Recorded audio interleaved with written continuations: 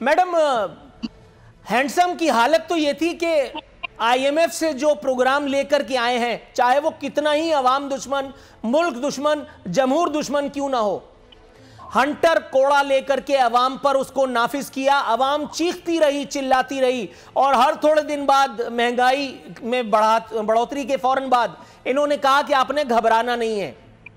अवाम कहती रही कि पेट्रोल डीजल की प्राइसेस हमारे बर्दाश्त से बाहर हो गई हैं। मौसू फरमाते रहे कि आपने घबराना नहीं है। अवाम बताती रही कि अब फला फला अशियाए सर्फ हमारे दस्तरस से बाहर हो गई हैं। मौसू फरमाते रहे हमने घबराना नहीं है। जब बताया गया कि बिजली की कीमतें भी अब बर्दाश्त से बाहर हो गई हैं, तब भी उनका जवाब यही था कि घबराना नहीं है। और अब अचानक इतने घबरा गए कि एक ही झटके में 10 रुपए कीमत कम कर दी। हालांकि यह भी पब्लिसिटी स्टंट के सिवा कुछ नहीं, क्योंकि 13 रुपए बढ़ा करके अगर आपने 10 रुपए घटा दिए तो भी कोई तीर नहीं मारा। मैडम हैंडसम इतने घबराए हुए क्यों हैं? नूरुल आरिफीन, अब तो खुश हो जाएं। देखें, अब महंगाई का जो रोना था, हमने इतना रोया है और वाकई महंगाई तो हुई है, लेकिन अब जहाँ थोड़ी बहुत गुंजाइश निकलती है और 10 रुपए कम किया गया है पेट्रोल है, तो उसमें थोड़ा सा इसको मेरे ख्याल में एक गुड स्पिरिट में ले लेना चाहिए। नहीं, गुड स्पिरिट में आपने 3 रुपए तो फिर भी वसूल कर लिए ना। 13 रुपए बढ़ा के 10 रुपए कम कर दिए, तो आप आवाम को बेवकूफ बना रहे हैं। मैं आवाम थोड़ी हूँ। नहीं, ऐसी कोई बात नहीं है। देखें, जहाँ गुंजाइश होती है वहां पे कोशिश करते हैं हम लोग कि आवाम को रिलीफ दिया जाए। लेकिन आपको पता है, ये जो IMF का शिकंजा है, ये तो हमारे गले में तौक पुराने दवार का पड़ा हुआ है। ये विरासत में हमें मिला है, और जितनी भी हमने कोशिश की इसको तोड़ने की, हम इसको नहीं तोड़ सके। और हम इसको इसीलिए हम कोशिश ये कर रहे हैं कि आहिस्ता आहिस्ता ये किसी तरीके से कम हो जाए हमारा कर्ज, ताकि हम अपने पाँव पे खड़े हो सकें और हम पाकिस्तान जो है वो तरक्की कर सके। जाहिर है किसी की ये वो नहीं होती कि अवाम की ज़िंदगी मुश्किल की जाए। हम अवामी नुमाइंदे हैं, हमने वोट लेने के लिए अवाम के पास ही जाना है, और अगर हम उनकी ज़िंदगी में बेहतरी नहीं ला सकेंगे तो फिर जाहिर है मुश्किलात का तो हम ही को सामना करना पड़ेगा ना अगले इलेक्शन में। इस पे तो इंशाल्लाह कहना बनता है। मैडम अगर आप कहें तो इंशाल्लाह कहते हुए मैं अपने अगले मेहमान की तरफ जाऊंगा, क्योंकि जब तक आप लोग मुश्किल में नहीं आएंगे हम लोगों का भला कैसे होगा। थोड़ा सा तवक्कुफ कीजिएगा, मैं आपकी तरफ आता हूँ। राना अरशद साहब, आपके ख्याल में इसे गुड स्पिरिट में लेना ही बनता है, या ये पब्लिसिटी स्टंट था इमरान खान साहब का, जिसका हमने एनकाउंटर किया है? 13 रुपए बढ़ा करके 10 रुपए कम कर दिया, और वो भी नजरिया जरूरत के तहत, वो भी बेरोजगार होने के खदशे के तहत। जी बिस्मिल्लाहिर्रहमानिर्रहीम। नूरुल आरिफीन साहब, मैं आपका शुक्रिया अदा करता हूँ। आप बड़ी फहम व फरास्त रखते हैं और आवाम के नब्ज़ पर आपका हाथ होता है। मैं खुद क्योंकि एक पोलिटिकल वर्कर हूँ और आज मैं खुद अपनी पॉलिटिकल एक्टिविटीज़ के सिलसिले में ही कराची में हूँ। इशू ये है कि आज हम जो आवाम बात कर रही है वो हुक्मरान बात नहीं कर रहे।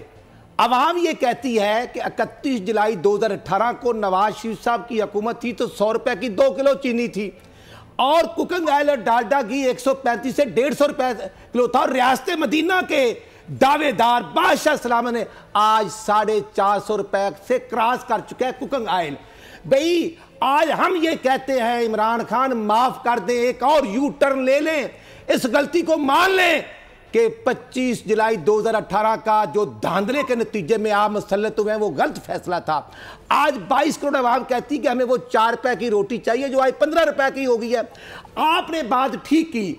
15 दिन पहले जब 15 तारीख को सारा दिन रात 12 बजे तक चलता रहा कि बादशाह सलामत ने एक्शन ले लिया है, 12 रुपए समरी ओगरा ने भेजी है, तेल की कीमत नहीं बढ़ेगी, तो 12:01 पर 13 रुपए कीमत बढ़ जाती है। और इससे बड़ा अफसोस किया है, कंपनी की मशहूरी करते हैं।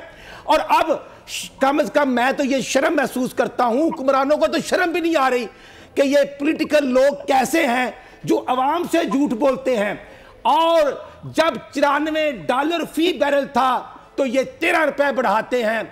और हकीकत ये है, ये मुस्लिम लीग नून के दौर में भी पेट्रोल महंगा हुआ था, लेकिन जब 92 या 95 था तो हमने तो 88 रुपए पेट्रोल किया था। आज हकीकत में नूरुल आरिफीन साहब इनको 90 रुपए या 100 रुपए पेट्रोल की कीमत लेनी चाहिए। جو لیوی کا ٹیکس ہے, جو میں سمجھتا ہوں کہ یہ ٹیکس بڑھا کر ٹرانسپورٹیشن کے ریٹ ڈبل ہو گئے ہیں, انہوں نے قیمتیں کم نہیں کروائیں کیونکہ مافیاز کی حکومت ہے. اور پھر آپ بجلی دیکھیں, 8 دن پہلے 3 روپے 10 پیسے بجلی بڑھتی ہے, پھر 4 دن پہلے 5 روپے 94 پیسے بجلی بڑھتی, 8 روپے 4 پیسے بجلی بڑھانے کے بعد. لیکن تھوڑا بہت ریلیف تو اپنے طور پر دیا ہے نا, تھوڑا بہت ریلیف تو دیا ہے. تھوڑی سی توقف کی استدعا کے ساتھ میں پیپلز پارٹی کا ورژن 27 روپے ایل پی جی کا ریٹ بڑھا, 27 روپے, یہ ظلم کر رہے ہیں غریب پر.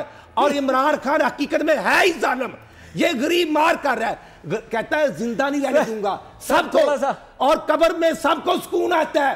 عمران خان ظلم کر رہے ہیں, تھوڑا سا ویٹ کیجئے سر. میں تھوڑا سا اپنے دیگر مہمانوں کی طرف بھی جاؤں. پاکستان پیپلز پارٹی سے بیرسٹر عامر حسن صاحب. عامر صاحب, سر انتظار کی زحمت میں مبتلا رکھنے کے لیے عزت معذرت خواہ, لیکن سر جیسے ہی آپ نے فرینڈلی اپوزیشن چھوڑی, یعنی پاکستان پیپلز پارٹی کی بات کر رہا ہوں, یہ 2 دن میں کیا ماجرا ہو گیا کہ خان صاحب کا جنگل ہرا ہو گیا. سر اب تک جو عوام کو ریلیف دینے پر قادر نہ تھا, اچانک جو ہے وہ عوام کو اتنا بڑا ریلیف دے دیا, حاتم طائی کی قبر پہ لات مار دی. بین الاقوامی منڈیوں کا عذر اپنی جگہ, لیکن اس کے باوجود بھی میرے ہینڈسم کہہ رہے ہیں کہ اب تو گھبرانا بنتا ہے. کیا کہیں گے سر؟ دیکھیں, اب وہ گھبرائیں یا نہ گھبرائیں, ان کے جانے کا وقت آ چکا ہے. اور یہ فیصلہ, یہ دیکھیں, یہ کوئی جو ہم عدم اعتماد کی تحریک لے کے آ رہے ہیں, یہ کوئی وہ جو سازشیں ہوتی ہیں محلات کی, یہ وہ نہیں ہے. ہم نے پہلے کراچی سے لے کے اسلام آباد تک یہ ثابت کر رہے ہیں کہ پورے پاکستان کی عوام کا ان کے اوپر عدم اعتماد ہے. اور جس طرح آپ نے دیکھا کہ لانگ مارچ کے اندر, عوامی مارچ کے اندر لاکھوں کی تعداد میں لوگ شریک ہوئے ہیں, ہو رہے ہیں, اس نے اس بات کو ثابت کیا ہے کہ یہ حکومت عوام کے اعتماد میں پورا نہیں اترتی. اس سے پہلے جتنا بھی الیکشنز میں فیصلے آئے ہیں, ضمنی الیکشن میں, سب میں حکومت کو عبرتناک شکست ہوئی ہے. یہ جو آپ نے نور العارفین صاحب کہا ہے کہ ہم نے فرینڈلی, دیکھیں پیپلز پارٹی نے فرینڈلی اپوزیشن نہیں کی. ہم پہلے دن سے ایک طریقہ کار کے تحت چل رہے تھے, لیکن ہماری مجبوری تھی کہ ہم دوسری بڑی پارٹی تھے. اور کیونکہ leader of the opposition P M L N سے ہیں, پنجاب میں بھی اور مرکز میں بھی, تو ہمیں انہی کے ساتھ چلنا تھا اور ان کے ساتھ ایک بہتر ورکنگ ریلیشن شپ ہم بنانے کی کوشش کرتے رہے ہیں اور اب بنا چکے ہیں.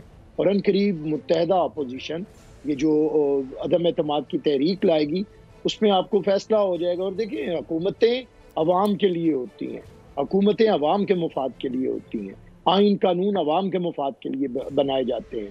لیکن اگر حکومتیں ایسے بنیں کہ وہ ناجائز الیکشن سے آئیں, جھوٹے وعدے کریں اور منافقت کی حد تک جھوٹ بولیں, اور اس کے بعد ایک بھی بات پوری نہ کریں, اور جب آپ نے 10 روپے کم کرنے ہیں نور العارفین صاحب, تو آپ قوم سے خطاب کرتے ہیں.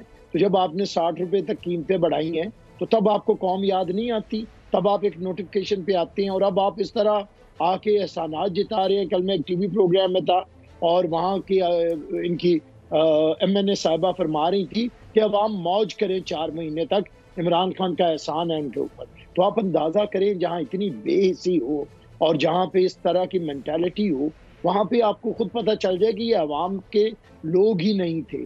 یہ کسی شجاع پاشا کی آگے میں مہربانی سے اور آ کے بیٹھ گئے, لیکن ملک کا بٹا بٹھا دیا, ملک کی خارجہ پالیسی برباد کر دی.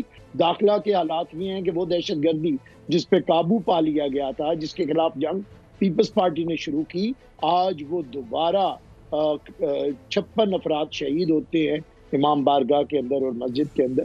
تو یہ میں سمجھتا ہوں کہ دوبارہ سے اس حکومت نے پاکستان کو جنرل مشرف والے دور کے اندر کھڑا کر دیا ہے, اور جب بھی مشکل دور آتا ہے پھر پاکستان پیپلز پارٹی کی ذمہ داری بنتی ہے کہ وہ عوام کو مسائل سے نجات دلائے, اور انشاءاللہ تعالی ہم اپنا فرض ادا کریں. Right sir.